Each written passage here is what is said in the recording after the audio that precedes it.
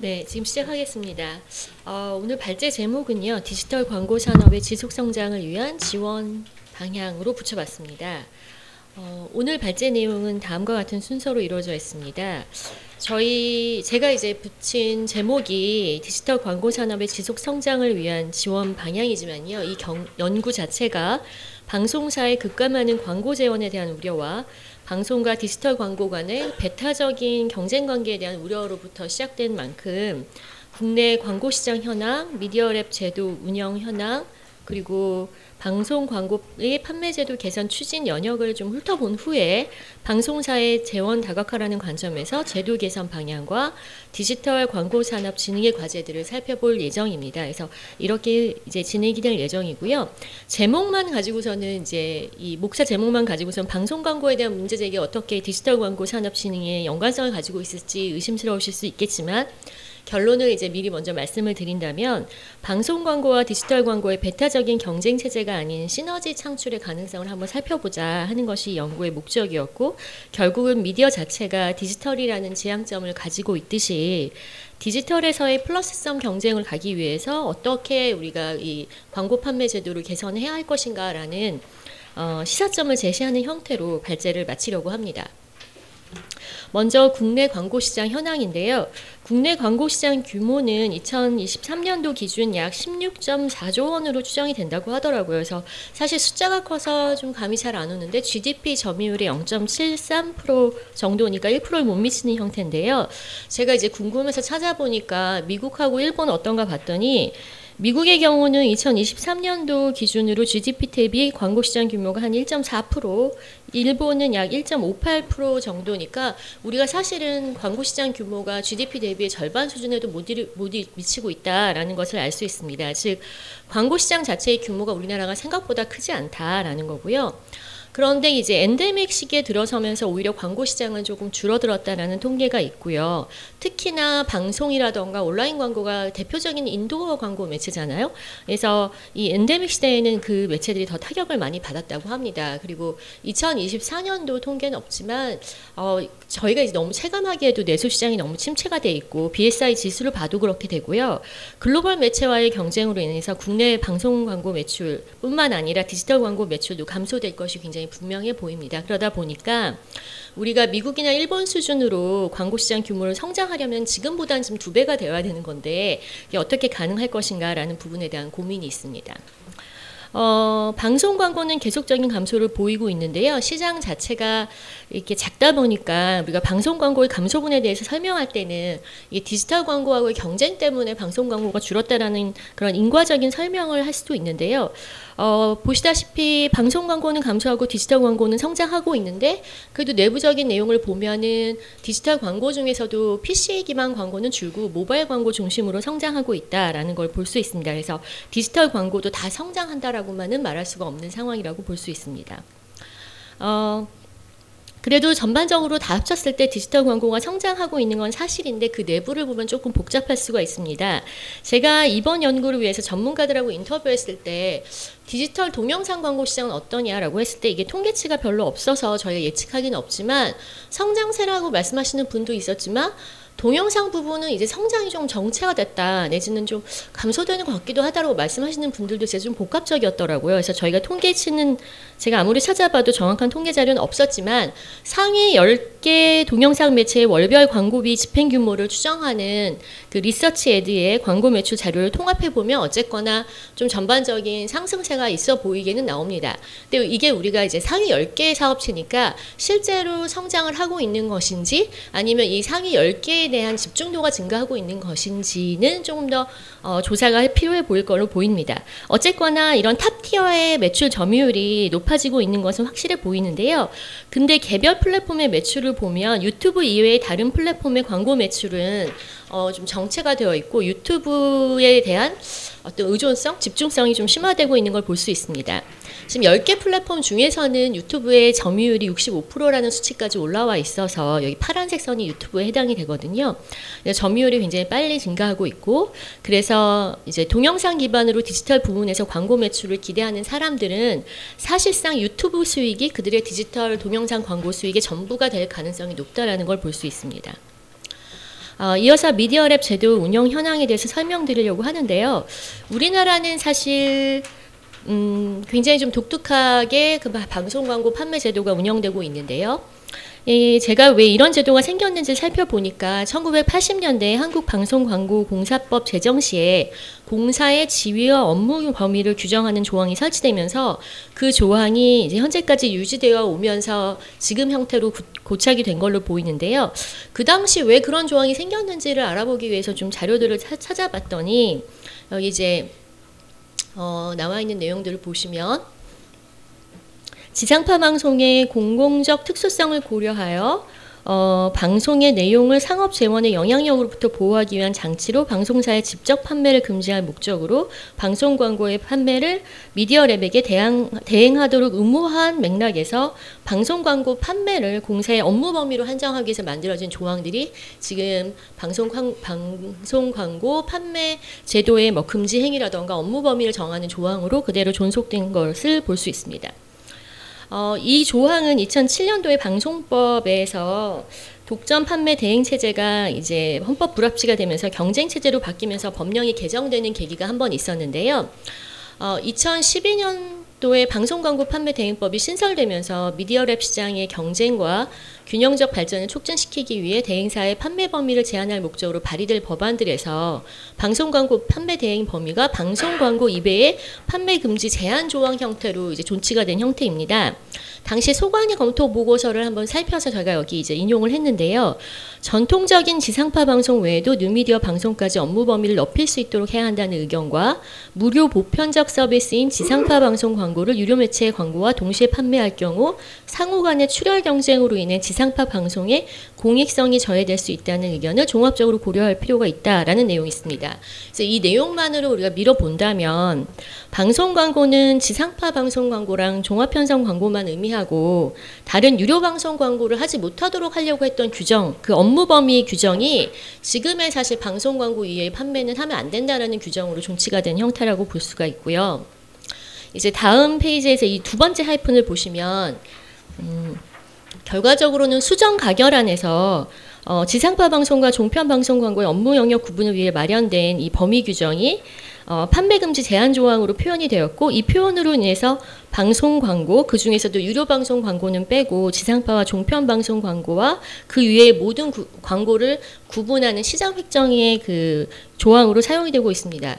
근데 사실 생각해보면 이제 저희가 요즘에 미디어 통합법제 논의하면서도 방송의 정의를 어디까지 해야 되느냐, 방송 정의를 존치를 시켜야 되느냐, 뭐 이런 논의들이 굉장히 많은데 사실 이 사례가 용어를 어떻게 존속시키냐에 따라서 그 뒤에 규제를 적용하는 과정에서 해석 과정에서 오해를 불러일으킬 수도 있고 또 다른 규제를 만들어질 수도 있게 하는 요인 된 거라고 볼 수가 있는데 그게 굉장히 이 사례가 그런 사례를 보여준다고 볼 수 있습니다.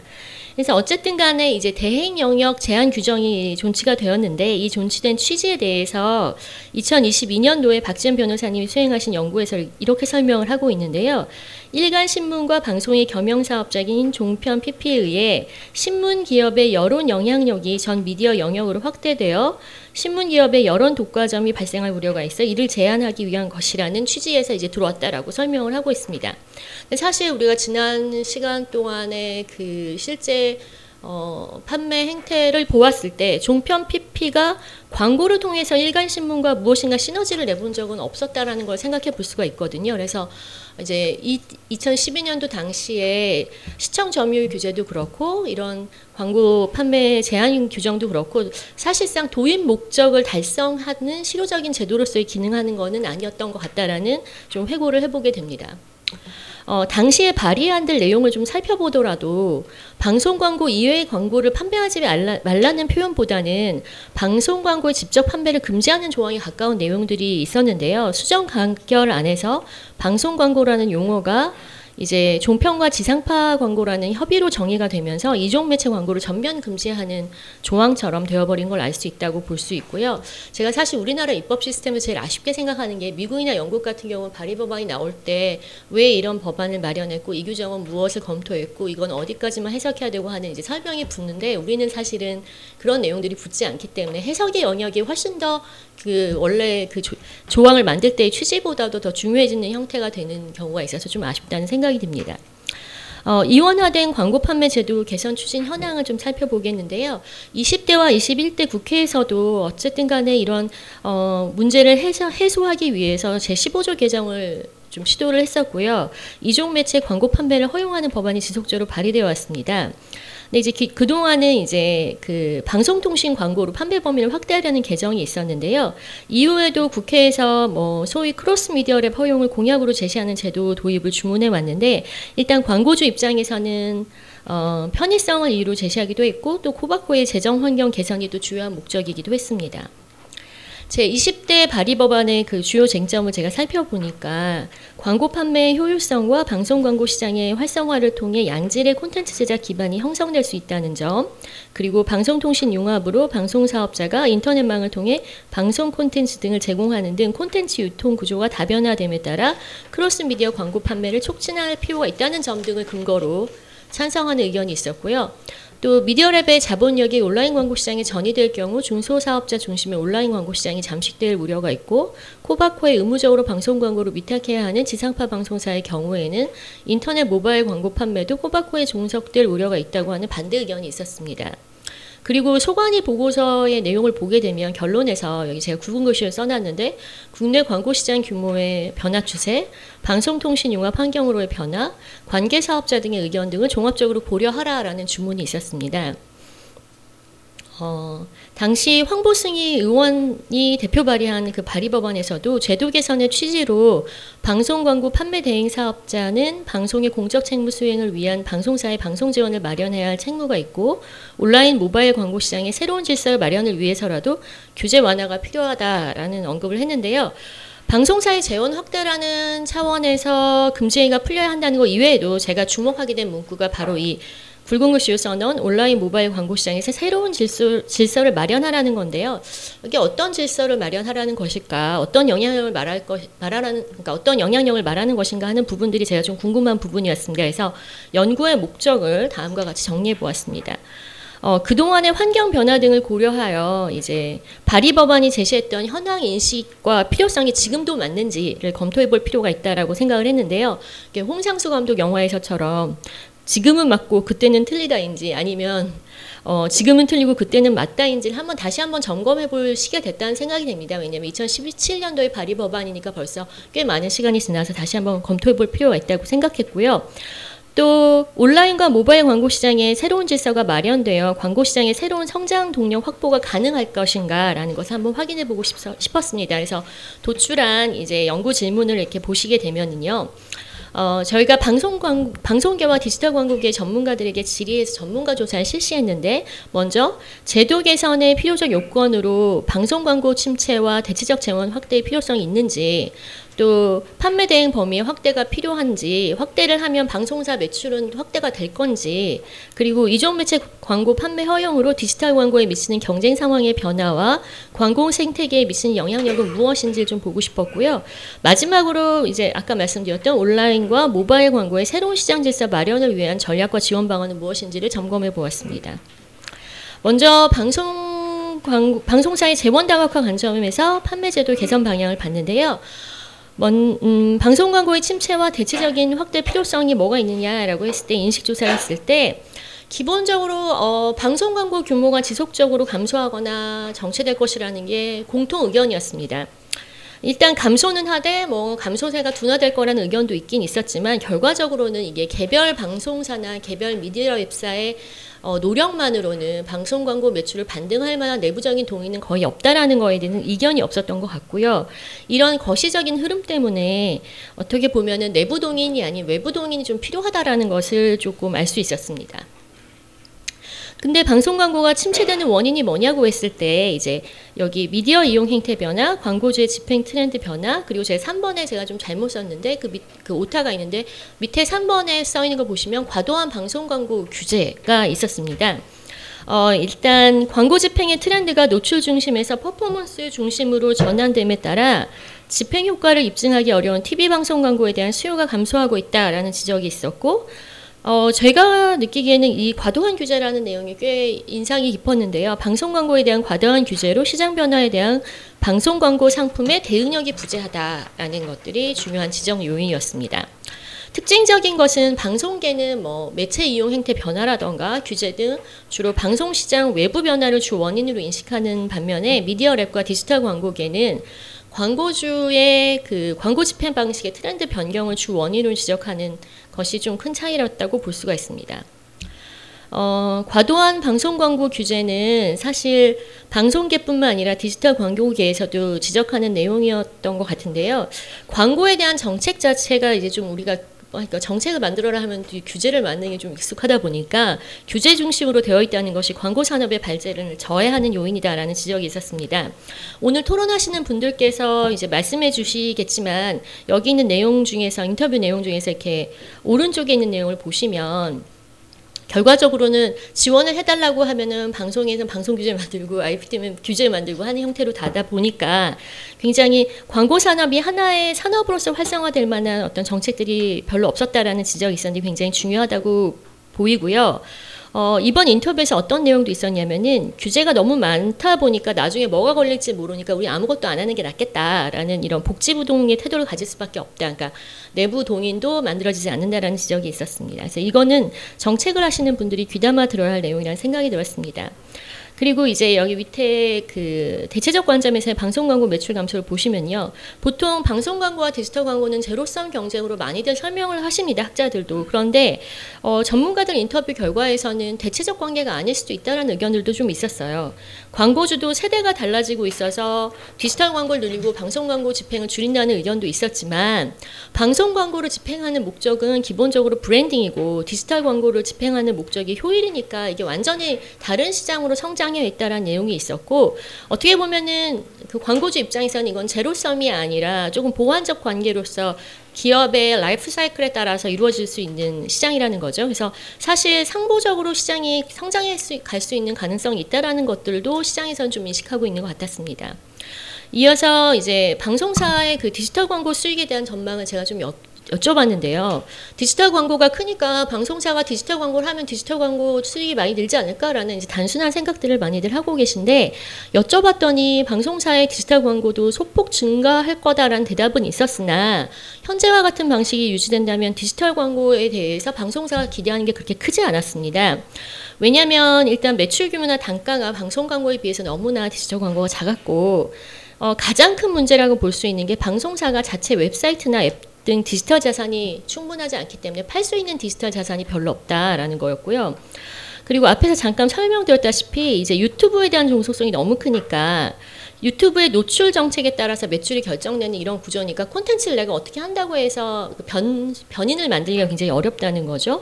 그래서 결과적으로는 이게 방송사뿐만 아니라 디지털 동영상 광고 정체가 특정 플랫폼에 의존하고 있다는 것이 국내 광고 산업의 성장을 제약하는 요인이 아닌가라는 부분은 좀 염두에 된다는 생각이 들었습니다.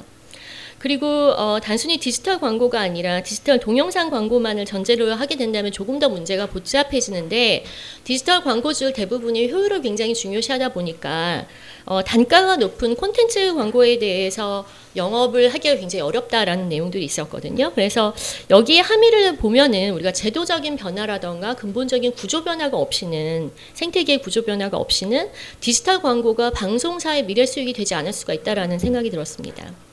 이어지는 페이지는 바로 이러한 지적에 대한 인터뷰 내용이니까 이제 한번 참고해 보시면 너무 좋은 의견들이 많을 것 같고요. 두 번째는 판매 대행 범위의 확대 필요성과 매출 확대의 기대 효과인데요.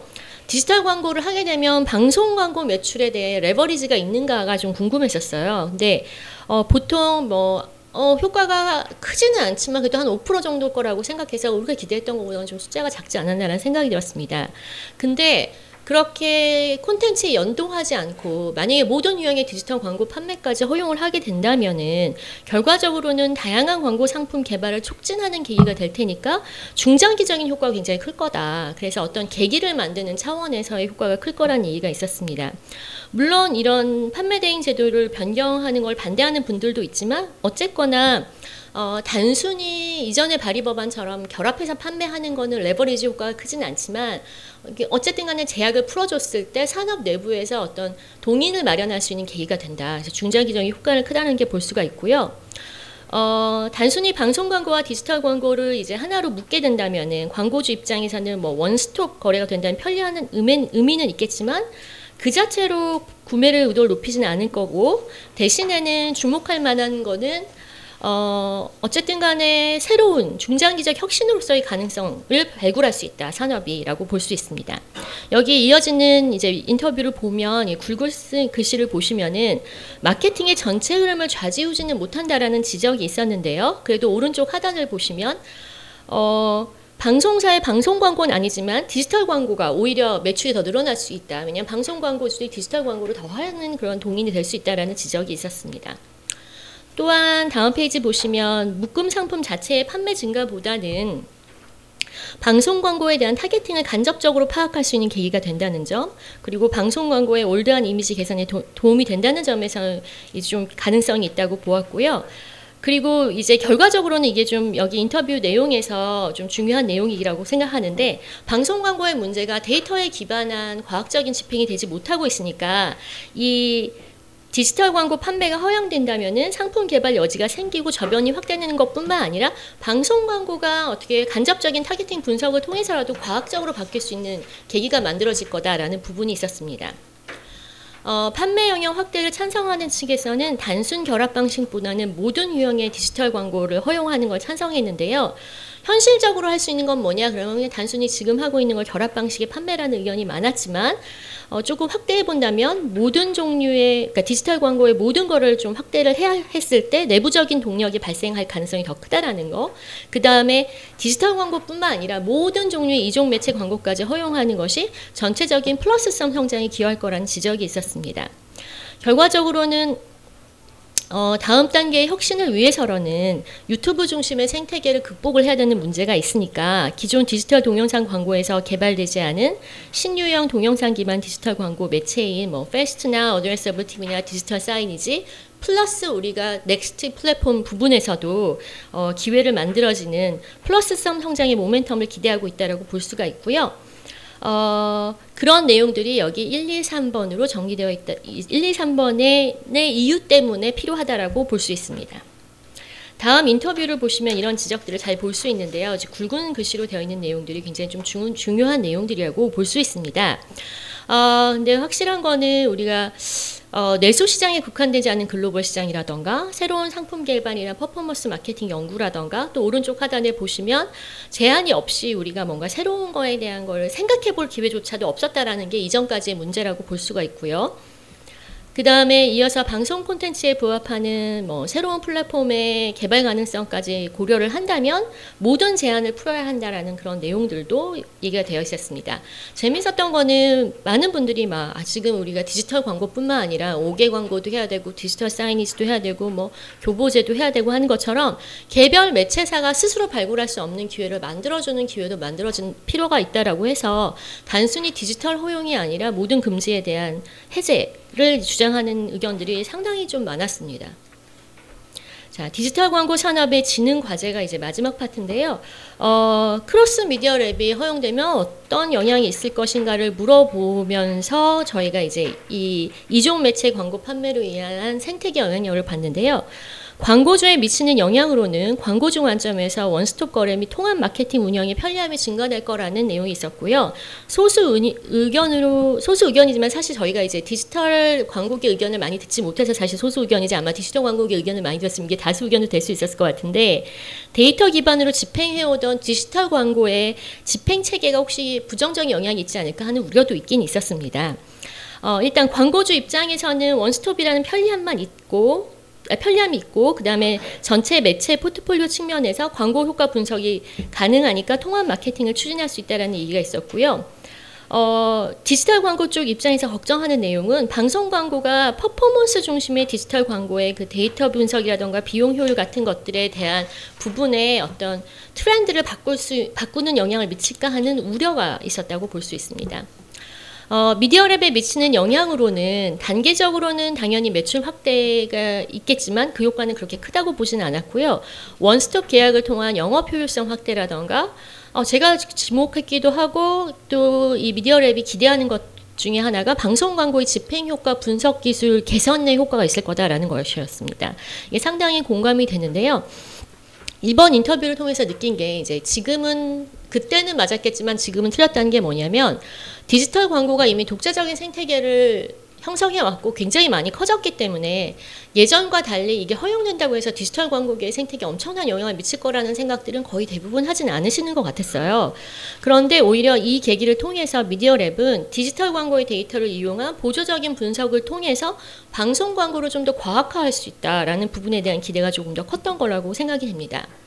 그리고 2017년 법안 발의 당시에 비해서 디지털 광고에 미치는 영향은 매우 제한적일 거라고 이제 디지털 미디어 랩은 예측을 했는데요. 누구나 디지털 광고를 팔 수 있는 시장이니까 신규 미디어 랩이 딱 생긴다면은 그만큼의 그 숫자만큼 늘어나는 거지 이 시장 자체가 막 좌지우지 될 만큼은 아니다라고 볼 수가 있고요. 현재에도 디지털 광고 요청은 방송 미디어랩이나 디지털 광고팀으로 이관하기 때문에 현재의 거래 시스템과 크게 달라질 거는 없다라고 생각을 하는 내용들이 있었습니다. 그래서 인터뷰 내용들을 보시면 그런 것들을 더 확인을 하실 수 있을 것 같고요. 결과적으로 이제 변 교수님이 뒤이어 발제하시겠지만 이원화된 시장이 지속되면서 결과적으로는 디지털 광고가 독자적인 생태계를 구축했고 방송사나 방송광고 대행사에 대해서 대응적인 경쟁력을 상당히 확보하는 기간이었다라고 볼 수가 있을 것 같습니다. 이제 광고산업의 진흥 과제인데요. 일단 크로스 미디어 랩 제도에 대한 찬반 입장은 다 있겠지만 저희가 그거와 상관없이 모두가 동의하는 사항들만 뽑아보자면 방송사나 미디어랩 자체 노력만으로는 어떤 모멘텀을 만들 수가 없다. 그 다음에 과도한 규제가 광고 산업의 혁신과 성장을 저해한다. 지난 10여 년간 디지털 광고 생태계가 독자적인 성장을 해왔기 때문에 방송 광고의 물리적 결합을 하기가 조금 쉽지가 않다. 그리고 디지털 광고의 경쟁에 미치는 영향도 예전 같지 않다라는 게 있었고요. 그 다음에 기본적으로 이제 광고 집행의 트렌드는 과학적으로 가야 된다. 퍼포먼스 중심으로 변화하고 있고 이게 앞으로 가야 될 방향이라는 거에 대한 의견은 거의 동일했던 것 같습니다. 그래서 어떻게 보면 퍼포먼스 중심의 광고 거래 생태계 진화가 방송 광고나 디지털 광고 모두 이루어져야만 사실상 화학적인 결합도 나중에 가능하지 않을까 하는 선제적인 과제라고 생각이 됐고요. 그 다음에 이제 지적됐던 게 동영상 광고 시장에서 유튜브에 대한 종속 문제가 결과적으로는 국내 디지털 광고 생태계의 전체적인 불안정한 요소가 될 수 있고 그 다음에 내수 광고 시장의 성장 한계를 극복하지 못한다면 제로섬 경쟁에서 벗어날 수 없다라는 내용이었습니다. 그래서 판매제도 개선과 같은 문제에 대해서는 이견이 존재하더라도 광고 파일을 키우고 혁신 성장을 지속해야 된다는 부분에는 동일한 이제 지향점을 가지고 있다는 걸 확인했고요. 그러한 이 문제점에 대해서 과제로 제시한 게 이제 광고 산업에 대한 규제 완화, 네거티브 규제로의 전환을 통한 광고 산업의 혁신 촉진과 진흥이 필요하다라는 거였고 데이터 기반의 과학적 광고 효과 분석 기술의 개발 지원, 신뢰할 수 있는 데이터 생산과 광고 집행 결과의 투명성 확보, 그리고 새로운 디지털 플랫폼 개발과 상생적인 글로벌 시장 개척 과제라고 볼 수 있습니다. 광고 규제 완화에 대해서 먼저 말씀을 드리면요. 우리가 뭐 어느 데를 가더라도 규제가 너무 많다. 이게 혁신을 저해한다는 건 어디서나 많이 듣는 내용인 것 같습니다. 그래서 이종 매체 판매 금지뿐만 아니라 광고 산업 전반에서 금지되는 행위에 대해서 네거티브 규제로의 전환 관점의 재검토가 필요하다는 지적이 되었고요. 크로스 미디어 랩을 허용해야 한다면은 광고 산업계 과제를 모두 해결하는 이게 단위 솔루션은 아니기 때문에 다른 광고 규제 완화와 진흥 정책이 같이 이루어져야 된다라는 것을 우리가 결론으로 도출할 수 있을 것 같습니다. 뭐 예를 들면 품목 규제라던가 총량 규제, 표현 규제 규제들이 굉장히 많은데 그런 것들도 같이 병행해서 해결이 돼야 될 것 같고요. 광고 집행 효과 분석 기술 개발이 있어야 된다는 내용이 있는데요. 결과적으로 아까 말씀드렸던 것처럼 우리가 과학적인 집행으로 가자는 게 지향점이니까 이 지향점을 계속 드라이브 할 수 있는 그런 지원이 필요하다라고 볼 수가 있겠죠. 그래서 데이터에 기반한 광고 집행의 발전 방향에 부정적인 영향을 미치지 않도록 하는 게 중요하다고 보고 방송 광고도 데이터에 기반한 과학적 효과 분석이 이루어지는 방향으로 전환되는 것이 상호 간의 시너지를 기반으로 하는 플러스 성장이 기대할 수 있다고 볼 수 있고요. 그 다음에 디지털 광고 부분에서도 염두에 두셔야 되는 게 플랫폼이 제공하는 데이터의 신뢰성을 확인하기 위해서라도 우리가 공신력 있는 독립적인 기관의 데이터가 필요하다고 보이고요. 더구나 플랫폼이 굉장히 많아지니까 이 플랫폼 간의 광고 효과 측정 방식에 대한 통합도 필요하거든요. 그래서 광고주의 과학적인 통합 마케팅 구축을 지원하는 정책적인 노력이 필요하고 광고 산업 성장과 고도화가 궁극적인 정책적인 목표라는 것을 우리가 항상 염두에 둬야 된다는 생각이 듭니다. 그런 내용들이 굉장히 인터뷰 내용이 굉장히 많았습니다. 그래서 시간 관계상 제가 다 읽지는 못하지만 한번 읽어봐 주셨으면 좋겠고요. 이제 마지막으로 광고 역량 강화 교육인데요. 이게 어떻게 보면 좀 뜬금없게 보이실 수 있지만 제가 이제 이번 인터뷰에서 느꼈던 것이 방송 광고와 디지털 광고에 대해서 상호 간의 이해가 굉장히 부족하기 때문에 신뢰를 하지 못하는 문제들이 어떻게 보면 제도를 변화하는데 굉장히 큰 걸림돌이라는 생각이 들었습니다. 그래서 서로 간의 협력과 신뢰가 필요하고 오해를 풀고 상생의 방안을 모색하기 위한 게 선제적 조건이라고 볼 수 있고, 그러다 보니까 결과적으로 이종 매체의 판매 방식이라던가 시스템에 대한 영업 인력의 이해해주고도 필요하고 역량 강화 교육도 좀 필요하지 않나. 그래서 이렇게 지금은 아마도 이제 변 교수님 얘기하지만 굉장히 시장 획정이 분리되어 있어서 판매 시스템이나 영업 방식이 서로 상이하게 발전되었던 이 두 시장이 서로가 광고주에 대한 다양한 요구에 맞춰서 새로운 혁신 기회를 발굴할 수 있도록 하는 동인을 마련하는 계기가 필요하다. 그래서 이런 부분에 대한 이해도 제고와 역량 강화 교육이 필요하다라는 결론에 도달했습니다. 그래서 지금까지 이제 내용들이 이런 내용이었고요. 마지막으로 이제 디지털 광고 플랫폼 및 기술 연구 이 부분에서는 유튜브에 종속된 동영상 광고 환경에 대한 탈피할 수 있도록 다양한 디지털 매체의 개발 및 활용 방안에 대한 연구 강화가 필요하는데요. 아까 잠깐 이미 말씀드렸지만 사실은 유튜브에게만 종속돼 있으면 유튜브 이후에 넥스트 플랫폼에 대한 대응이 없거든요. 그래서 광고 산업이 제한된 내수 시장의 한계에만 머물지 않도록 패스트라던가 어드레서블 TV 등 새로운 매체를 통한 글로벌 시장 개척을 염두에 두고 광고주, 콘텐츠 대행사, 미디어력 간의 협력의 기반의 마련이 필요하다는 내용들이 있었습니다. 그래서 그런 기술 개발들이 같이 필요하고 결과적으로는 이 두 개의 시장을 물리적 결합이 아니라 화학적인 융합이 될 수 있는 방향으로 만들어 보자는 게 플러스성 전략이라고 볼 수 있을 것 같습니다. 여기까지가 발제 내용이었습니다. 좀 약간 장황한 내용을 말했지만 결과적으로 토론에서 솔루션을 말씀해 주실 거라고 믿겠습니다. 감사합니다.